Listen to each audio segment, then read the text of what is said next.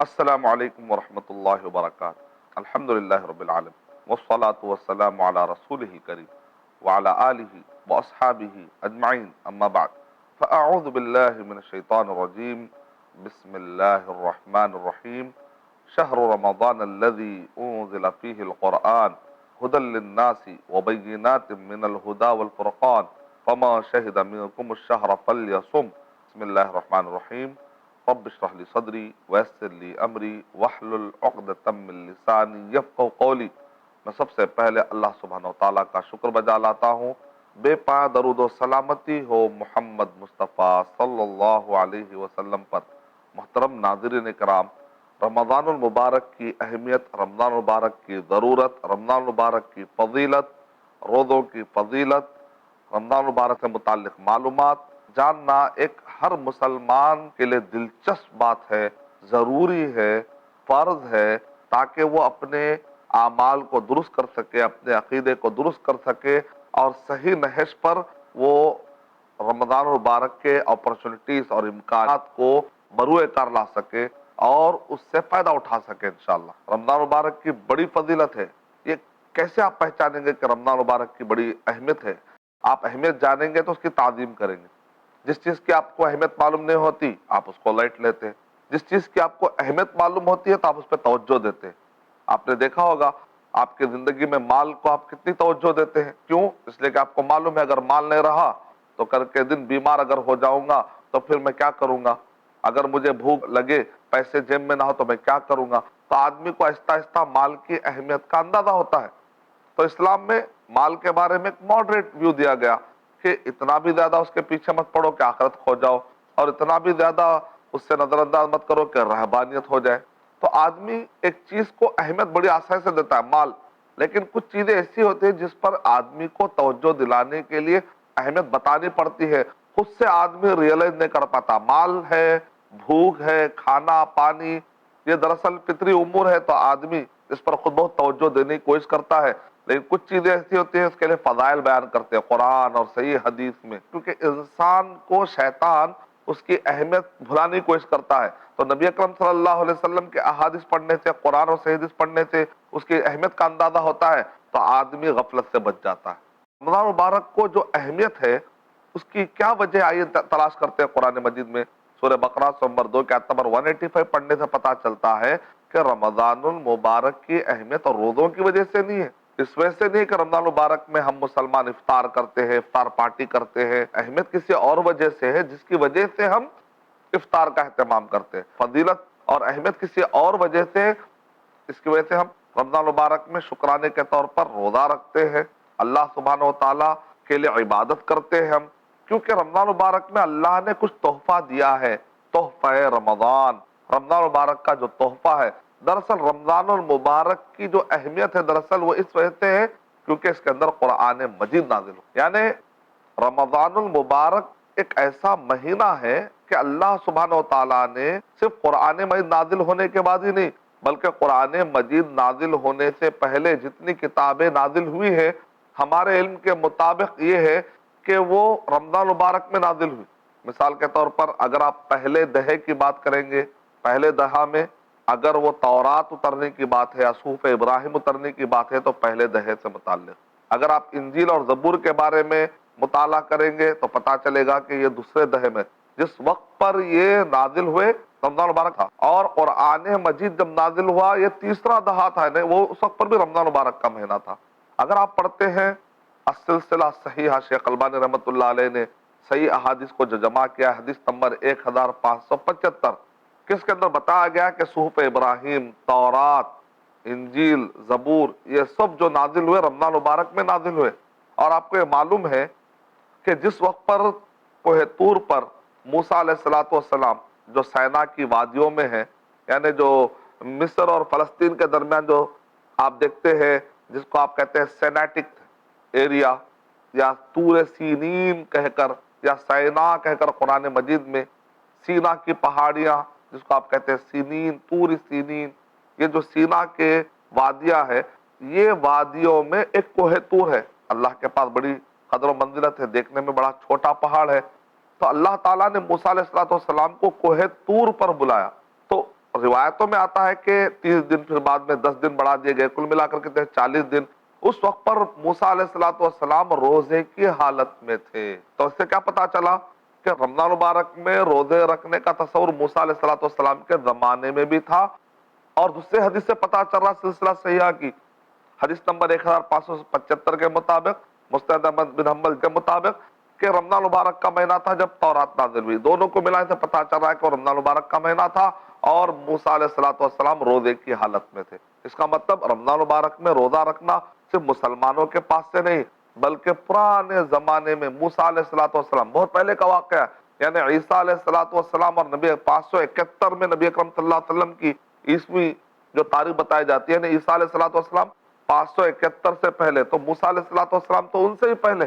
قرآن مجید میں اللہ سبحانہ و تعالیٰ نے روزوں کی تاریخ کے بارے میں بتلایا۔ ایسا نہیں کہ روزے صرف امت محمدیہ رکھتی، نہیں، اس سے پہلے بھی روزہ رکھنے کا کانسیپٹ تھا۔ چپ کا روزہ بھی تھا، خاموش بیٹھنا، یہ بھی ایک چپ کا روزہ بھی تھا۔ اور پرانے زمانے میں روزہ موسیٰ علیہ الصلوۃ والسلام کا روزہ بھی آپ کو پتا چل رہا ہے۔ سورہ بقرہ سورہ نمبر 2 کے آیت نمبر 182 پڑھنے سے پتا چلتا ہے تاریخ میں روزے رکھے جاتے تھے۔ یا ایھا الذین آمنوا کتب علیکم الصیام کما کتب علی الذین من قبلکم، تم سے پہلے جو تھے ان پر بھی روزے فرض کیے گئے۔ اس کا مطلب آج کے دور میں بڑے بڑے انسائکلوپیڈیا ہے، encyclopedia of religions and ethic پڑھنے پر پتا چلتا ہے کہ ہر ریلیجن میں روزے کی شکلیں الگ الگ ہیں۔ بہرحال اسلام میں روزہ ایک عبادت ہے، ایک مقدس عمل ہے، اس کے اپنے ضابطے ہیں، اس کا ایک مخصوص ٹائم ہے، اس کی مخصوص ایک حیت ہے، نوعیت ہے، شکل ہے، جو قرآن و حدیث میں بتائی گئی ہے، جس کو علماء کرام نے اچھے طرح ڈیفائن کیا ہے، اس کو کہتے ہیں روزہ۔ اسلامی روزہ الگ ہے، اس کے اصول اور ضابطے بالکل الگ ہے۔ تو قرآن مجید میں اللہ سبحانہ و تعالیٰ نے رمضان المبارک کے روزوں کا خاص طور سے ذکر کیا، فما شہد منکم الشہر فلیصم، ویسے نفلی روزوں کا بھی ذکر ملتا ہے۔ وعلی الذین یطیقونہ فدیۃ طعام مسکین فمن تطوع خیرا فہو خیر اللہ وان تصوموا خیر لکم ان کنتم تعلمون، یعنی جو اگر نفلی طور پر روزہ رکھنا چاہ رہا ہے، قرآن میں نفلی روزوں کا بھی ذکر آیا ہے، لیکن فرض روزوں کا رمضان مبارک سے جوڑ کر اس کا ذکر سورہ بقرہ نمبر 2 کے آیت نمبر 185 میں ملتا ہے۔ تو جس وقت پر موسیٰ علیہ الصلوۃ والسلام پر تورات نازل ہوئی، اس وقت پر طور پر جب وہ گئے تھے تو روزے کی حالت میں تھے اور رمضان مبارک کا مہینہ تھا۔ تو آپ اسے اندازہ لگائیے کہ رمضان المبارک کی جو اہمیت ہے، وہ اہمیت روزوں کی وجہ سے نہیں ہے، روزہ تو اس کا نتیجہ ہے، لیکن اہمیت قرآن مجید نازل ہونے کی وجہ سے، انزل فی القرآن، یعنی اللہ سبحانہ تعالیٰ نے قرآن مجید کے نازل ہونے کو، رمضان المبارک کے اہمیت اور فضیلت کو اللہ تعالیٰ نے سورہ بقرہ نمبر 2 کے آیت نمبر 185 میں جوڑا ہے۔ کیوں؟ اس لیے کہ انسان کچھ چیزیں معلوم کرتا ہے دیکھ کر، لیکن دیکھنے کی بھی ایک لمٹ ہے۔ مان لیجئے کہ میں آنکھ بند کر لیا، ٹھیک ہے، اور میں سامنے والے کے بارے میں آواز سنتا ہوں، تو میں کہتا ہوں یہ میل ہے یا فیمیل ہے، بعض اوقات پتہ چل جاتا ہے۔ اب ٹھیک ہے، میں آنکھ بند کر کے سامنے والے کے بارے میں اگر مجھ سے کوئی سامنے لا کر بتاؤ تو اس کا رنگ کیا ہے، تو ظاہر بات ہے میں اگر اس کو دیکھا ہوا نہیں ہو تو میں رنگ بتا سکتا ہوں؟ نہیں، تو اس کے لیے مجھے کیا آنکھ سے دیکھنا ضرور اس کا رنگ۔ اچھا، میں اس کا رنگ تو دیکھ رہا ہوں، لیکن کیا میں اس کی عمر بتا سکتا ہوں؟ بعض اوقات نہیں، آنکھ سے پتہ نہیں چلتا، پوچھنا پڑتا ہے۔ وہ کہے گا میری عمر اتنی ہے، تو آپ کے کان میں بات پڑتی ہے، آپ کا کان سے علم حاصل ہوتا ہے، بعض اوقات دیکھنے سے علم حاصل ہوتا ہے، بعض اوقات عقل لڑاتے ہیں آپ، یہ آدمی اس کا بیٹا ہے، اچھا اس کی یہ شادی ہوئی تھی، اچھا اس کا مطلب یہ اس کا بیٹا ہے، اندازہ لگاتے آپ، اچھا یہ پراپرٹی اس کی ہے، اچھا اس کو فلاں کا بیٹا ہے، اس سے پتا چلا یہ پراپرٹی اس کی ہے، یا ایریا میں گیا ہوگا کیونکہ اس وقت پر یہ آدمی فلاں کو سلام کیا تھا، اس وقت پر ملاقات، اس کا مطلب وہ آدمی اس دن میں وہ ایریا میں تھا۔ سرکمسٹینشل ایویڈنسز، تانے سے بانا ملانا، عقل سے عقل، علم جوڑتے ہیں۔ کبھی سوچنے سے آدمی کو علم حاصل ہوتا ہے، کبھی آدمی کو دیکھنے سے، کبھی سننے سے، کبھی سونگنے سے، کبھی چھونے سے پتا چلتا ہے اچھا یہ چیز ٹھنڈی ہے یا گرم ہے۔ مطلب یہ نکلا کہ آدمی کو علم حاصل کرنے کے ذرائع ہوتے، لیکن ایک وقت آتا ہے کہ کئی سوالات اس کے دماغ میں پھر بھی آتے ہیں جس کے جوابات نہیں ملتے۔ مثال کے طور پر، ٹھیک ہے آپ یہ بتا دیے کہ میں کون ہوں، آپ سامنے والے کو دیکھ کر سمجھتے اچھا یہ مرد ہے عورت نہیں ہے، اچھا پوچھنا پتا چلا اس کی عمر یہ ہے، اچھا اس کا رنگ یہ ہے، اچھا یہ آدمی کہ یہ خوبیاں اور یہ خوبیاں نہیں ہیں۔ اب یہ بتائیے، یہ جو آدمی پہ آپ اتنے معلومات حاصل کر رہے ہیں، اچھا یہ آدمی کو کس نے پیدا کیا؟ سمجھ میں نہیں آتی باتوں، کون ہے وہ پرٹیکولر پیدا کرنے والا؟ اچھا اس آدمی کا مقصد کیا ہے؟ انسان کا مقصد کیا ہے دنیا میں بھیجے جانے کا؟ مرنے کے بعد لوگ کہاں چلے جا رہے ہیں؟ ان سب سوالوں کے تفصیلی جوابات نہیں مل پاتے۔ آدمی عقل سے سوچتے سوچتے سے تھک جاتا ہے، آخری میں وہ غلط راستے اختیار، کوئی ایگنوسٹک بن جاتا ہے، کوئی ریشنلسٹ بن جاتا ہے، کوئی سائنٹالوجسٹ بن جاتا ہے، کوئی ایتھسٹ بن جاتا ہے، کوئی پیگانزم میں شرک میں چلا جاتا ہے، کوئی مونوتھزم کا راستہ اختیار کرتا ہے، کوئی پینتھزم کا راستہ اختیار کرتا ہے، کوئی شرک، کوئی کفر، کوئی الحاد، کوئی توقف، یعنی لا ادری، مجھے معلوم نہیں کہ خدا ہے یا نہیں ہے۔ تو ایسے وقت پر انسان کے لیے ضرورت ہے کہ انسان کو پیدا کرنے والے نے اس انسان کو ایسے ہی شتر بیر مہار بغیر ڈوری کے جیسے اونٹنی جہاں چاہتی ایسا نہیں چھوڑ دیا گیا، بلکہ مالک نے مکمل انتظام کیا۔ تو ہر دور میں اللہ تعالیٰ نے وحی کا سلسلہ جاری کیا تاکہ انسان کو کئی سوالوں کے جوابات معلوم نہیں ہوتے، میں کون ہوں، کہاں سے آیا ہوں، کس نے مجھے پیدا کیا، اس دنیا میں رہ کر کرنا کیا ہے، سب لوگ مرنے کے بعد کہاں چلے جا رہے، تو پھر میری فیوچر پلاننگ کیا ہے، میرے فیوچر میں موت آنے والی ہے، میرے فیوچر میں موت کے بعد پھر کیا ہونے والا ہے، یہ سب ڈیٹیل اللہ سبحانہ وتعالی ہر دور میں انسان کے لیے توحید، رسالت، آخرت، شریعت، عقیدے میں توحید، رسالت، آخرت، پھر شریعت اور اس کے سارے جزئیات، سارے تکمیلات، سارے معلومات۔ کبھی اللہ تعالیٰ نے صحف ابراہیم نازل کیے، کبھی اللہ سبحانہ تعالیٰ نے تورات نازل کی، زبور نازل کی، انجیل نازل کی۔ ہر دور میں انسان، وہی انسان کی اہمیت نہیں بلکہ انسان کی ضرورت ہے۔ اگر یہ نہ ہو تو آدمی کو صحیح فیصلہ لینا مشکل ہے۔ اس کے بعد کی ایک اور زندگی جو آنے والی ہے، اس میں کامیاب ہونے کے لیے یہ جو زندگی ہے یہ ایگزام ہال ہے، اس میں اچھا پرچہ لکھیں گے تو اس کے بعد کی زندگی میں کام آئے گا۔ اگر یہاں پر پرچہ برابر نہیں لکھیں گے، ٹائم ویسٹ کریں گے، تو بعد میں رزلٹ کے اوپر پرابلم ہوگا۔ فَمَن يَعْمَلْ مِثْقَالَ ذَرَّةٍ خَيْرًا يَرَهُ وَمَن يَعْمَلْ مِثْقَالَ ذَرَّةٍ شَرًّا يَرَهُ۔ مالک یوم الدین، قیامت کے دن کا مالک اللہ تعالیٰ ہے۔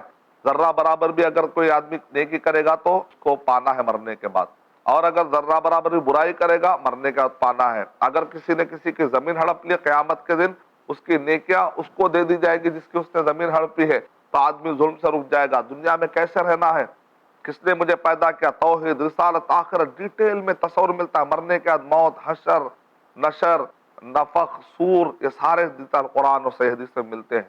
ہوتے ہوتے ہوتے آخری میں یہ رمضان المبارک میں قرآن مجید نازل ہوا۔ کوئی نئی کتاب، قرآن اور صحیح حدیث، یہ اب آخری شریعت ہے۔ تو رمضان المبارک میں اس وحی جو اللہ سبحانہ تعالیٰ کی طرف سے جو وحی آتی ہے، اس وحی کا جڑاؤ اس رمضان المبارک سے ہوا ہے۔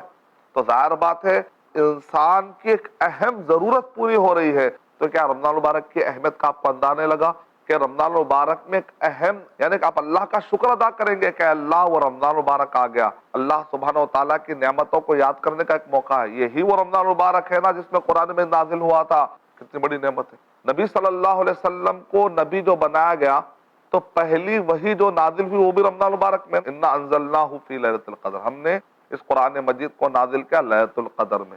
اور لوح محفوظ سے آسمان میں ایک جگہ بیت العزت، ابن عباس رضی اللہ تعالیٰ عنہ کے قول کے مطابق، تو یہ جو آسمان میں نازل ہوا رمضان مبارک کا مہینہ ہے، وہاں سے جو نبی صلی اللہ علیہ وسلم پر غار حرا میں نازل ہوا رمضان مبارک کا مہینہ ہے۔ یعنی کہ نبی صلی اللہ علیہ وسلم پر پہلی وحی آئی اقرا، تب نبی صلی اللہ علیہ وسلم نبی بنائے گئے۔ اس کا مطلب مشن کا آغاز کب ہو رہا ہے؟ نبوت کے 23 سالہ نبوت کے مشن کا آغاز ہو رہا ہے رمضان مبارک سے۔ اے مسلمان، ہم سب کے لیے ایک سبق یہ ہے، ہم اپنی زندگی میں اگر کچھ چینجز لانا چاہتے ہیں تو جیسا نبی صلی اللہ علیہ وسلم کی نبوت کے مشن کا آغاز جب رمضان سے ہو سکتا ہے، تو میری اور آپ کی زندگی میں ایک نیا چینج لانے کا ایک آغاز، ایک شروعات، ایک مشن کا آغاز کیوں نہ اس رمضان سے ہم شروع کر لیں، کیوں نہ ابھی سے ہم شروع کر لیں۔ ہمارے سامنے اللہ تعالیٰ ہر سال رمضان مبارک لاتے رہتے ہیں، اور ہمارے سامنے مرنے والوں کی خبریں بھی آتے رہتی ہیں، لیکن اگر ہم عبرت نہیں پکڑتے۔ کتنے ایسے لوگ تھے جو لاسٹ رمضان میں ہمارے ساتھ کاندھے سے کاندھا، قدم سے قدم ملا کر نماز پڑھے ہوں گے، لیکن آج وہ ہماری صفوں میں انتقال ہو گیا۔ پتہ نہیں کہ اگلے رمضان مبارک تک ہمیں مہلت ملے گی کہ نہیں۔ اچانک ایکسیڈنٹ ہوتا ہے، پوری فیملی ختم، فنش۔ اچانک بچہ گرتا ہے، ختم، مر جاتا ہے۔ اچانک بیماری میں مبتلا ہوتا ہے، بیماری اتنی لمبی کھینچتی ہے کہ آدمی ختم ہو جاتا ہے۔ تو کیا یہ زندگی کا کوئی بھروسہ ہے؟ کچھ بھروسہ نہیں ہے۔ پتہ نہیں کہ ہر ایک کو تو جانا، یہ تو پکی بات ہے، یہاں تک کہ جو خدا کا انکار کرتا ہے وہ موت کا انکار نہیں کرتا۔ تو پھر فیوچر پلاننگ ہونی چاہیے، مرنے کے بعد کی زندگی پلاننگ ہونی چاہیے۔ کیوں نہ رمضان مبارک میں ہم عہد کر لے کہ اس میں ہماری مغفرت ہو جائے۔ تو جس رمضان المبارک میں اللہ تعالی ہمارے چلنے، لائف کیسا گزارنا، اس کے سسٹم کا مینول قرآن اور صحیح حدیث تعلیمات اتار رہے ہیں، اور اسی رمضان مبارک میں اللہ تعالیٰ کہہ رہے ہیں کہ ناک خاک آلود ہو جائے اس آدمی کی کہ جو رمضان مبارک کا مہینہ پاتا اور مغفرت نہ کروا لے۔ انسان کی دو عظیم ضرورتیں ہیں، ایک تو ہے کہ کیسے چلنا ہے اس کو پتا چلے، دوسرا چلنے کے بعد نجات ملتی یا نہیں ملتی، نجات ملتی یا نہیں ملتی۔ آپ دیکھیے کتنا پریشان ہے لوگ نجات کے مسئلے کو لے کے، تناسخ ارواح، بار بار کی زندگی، اواگان، بہت سارے عقائد میں کتنا مشکل ہوتا ہے ان کو سمجھنے۔ تو نجات کے لیے دنیا کے لوگ کتنا پریشان ہے، لیکن اسلام میں یہ ہے کہ آپ سورہ آل عمران 32 آیت نمبر 85 میں وَمَن يَبْتَغِ غَيْرَ الْإِسْلَامِ دِينًا فَلَن يُقْبَلَ مِنْهُ، سمپل اسلام قبول کر لینا۔ اور اس کے بعد اسلام قبول کرنے کے بعد بھی اگر آپ سے انسان ہونے کے ناطے غلطیاں تو ہوتے رہتی ہیں۔ رمضان مبارک میں آپ نے روزہ رکھ لیا، قیام اللیل کیا، تو ہم نے جو گناہ کیے، ہم نے جو غلطیاں کی ہے، تو اللہ کو راضی کروا لینے کا ایک موقع ہے۔ کیا کہہ رہے؟ اگر من صام رمضان ایمانا واحتسابا غفر له ما تقدم من ذنبه، آدمی جو ہے ایمان کی حالت میں اور یہ نیت رکھتا ہے کہ مجھے اللہ سبحانہ تعالیٰ معاف کریں گے، اگر اس نے توبہ نہیں کی تو چھوٹے گناہ تو ایسے ہی معاف ہو جائیں گے صرف رمضان مبارک کے روزے کا اہتمام سے۔